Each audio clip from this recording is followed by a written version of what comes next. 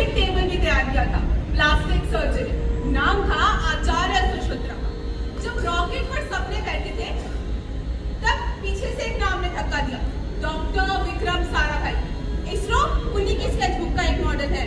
तो बताओ कौन से भारतीय से मिलना चाहोगे?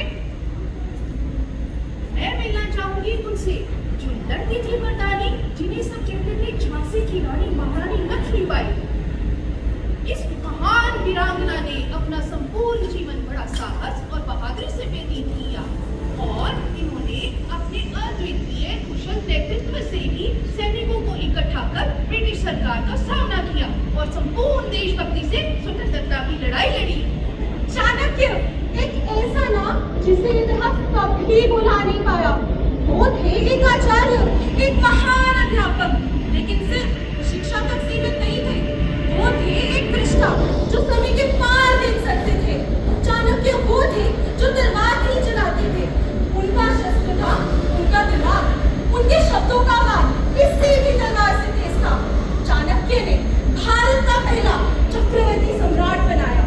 चंद्रगुप्त मौर्य को, एक आग से लगने वाली बच्चे को, सम्राट की कुर्सी तक पहुंचाया। मैं मिलना चाहती हूँ एक ऐसे योद्धा से जिन्होंने कल से क्रांतियों को जन्म दिया, जो सिर्फ एक राजनेता नहीं, एक कवि और एक योद्धा। मैं मिलना चाहती हूँ श्री अरबिंदो घोष से, जिनके शब्दों में भारत का स्वप्न धड़कता था और जिनकी चुप्पी में भी एक आंदोलन सा गूंजता था। वो थे, हैं और रहेंगे एक युवराज स्वयं। और मैं मिलना चाहूंगी डॉक्टर एपीजे अब्दुल कलाम जी से, जिन्होंने मेहनत कर रचा अपना दौर। मिसाइल मैन बन गए बिना शोर, जमीन से जुड़े थे फिर भी आसमान छू गए, सपनों को पंख दिए और नए रास्ते दिखला गए। उनकी हर बात में था एक ही सपना को जो नींद न आने दे वाली। विज्ञान को दिया रूप नया, कलाम ने दिखाया देश को सपनों का दिया।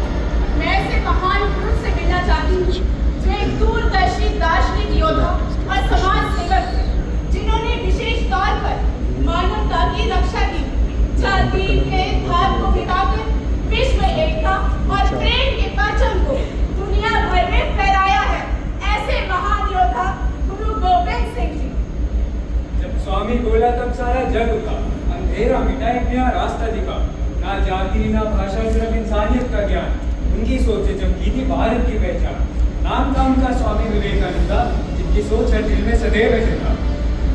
मैं मिलना चाहूंगा शहीद आजम भगत सिंह जी से। सरफरोशी की तमन्ना अब हमारे दिल में है, देखना है जोर कितना बाजुए बातिल में है। भगत सिंह भगत सिंह भगत सिंह, इनकलाब जिंदाबाद। मैं मिलना चाहूंगी अहिल्याबाई होलकर से, जिन्होंने अपने शासन में धर्म और न्याय का खूब पालन किया। उन्होंने अनेक मंदिरों का भी निर्माण करवाया और देश के विकास में बहुत महत्वपूर्ण योगदान दिया। युद्ध के मैदान में वीरता से लड़ते हुए उन्होंने समर्थ और न्यायप्रिय शासक के रूप में अपनी एक नई पहचान बनाई।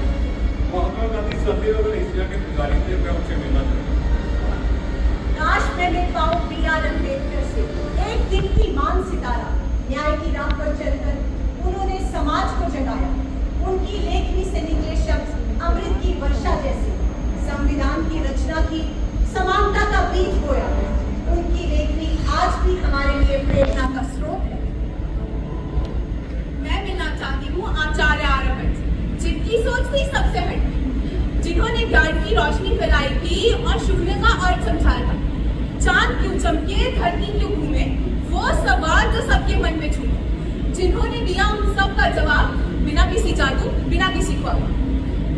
जब अंधेरा छाया घाटी में, दुश्मन आया चुपके पाँव, तब एक सिपाही सीना ताने बन गया वह देश की छाव। गरजे गोले बहे लहूदार, फिर भी न रुका वह वीर प्रतिकार।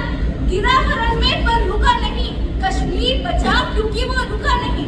कहा गया उन्हें कश्मीर का रक्षक, थे वो हमारे ब्रिगेडियर राजेंद्र सिंह। मैं मिलना चाहूंगा अशोक कुमार से, जो जिन्होंने मौर्य वंश में शासन किया और उनके जीवन में घटी एक महत्वपूर्ण घटना जो थी कालीन युद्ध। कालीन युद्ध ने उनके जीवन को एक नया मोड़ दिया। अरे रुको, हमारा देश भारत ऐसे अनमोल हीरो से भरा हुआ है जिन्हें सही मायने में हम हीरो कह सकते हैं। ऐसे महान भारतीय जिन्होंने अपने कर्मों और विचारों से पूरे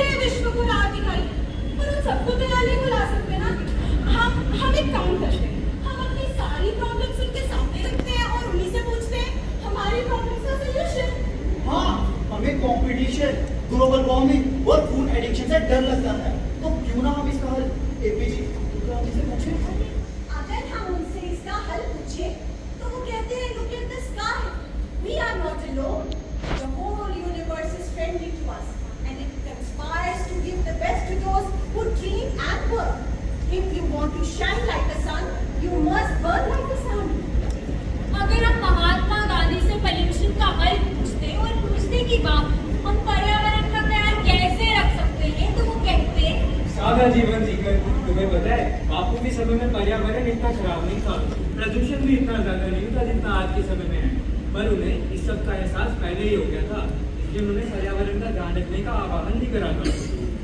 अब महंगाई इतनी बढ़ गई है, हम क्या करें? अरे जितनी हमारी जरूरतें बढ़ेंगी उतनी महंगाई बढ़ेगी। अगर तुम्हें महंगाई को कम करना है तो अपनी जरूरतों को कम करो ना। बापू के शब्द याद है ना तुम्हें, be the change that you wish to see in the world. विश्व भर में वेदांत का पाठ पढ़ाने वाले स्वामी विवेकानंद जी, जिन्होंने विशेष तौर पर सबके मन में और ज्यादा खुशियां भरी, और अब वो इंडिया की इस जनरेशन को क्या कहना चाहते हैं? पोल्यूशन, कंपटीशन, ग्लोबल वार्मिंग, इन सब से हम कैसे बचेंगे? आत्मविश्वास से स्वामी विवेकानंद जी ने पहले भी कहा था, और अब मैं फिर से कह रहा हूँ, उठो, जागो और तब तक मत रुको जब तक तुम्हें तुम्हारे लक्ष्य की प्राप्ति ना हो, क्योंकि खुद को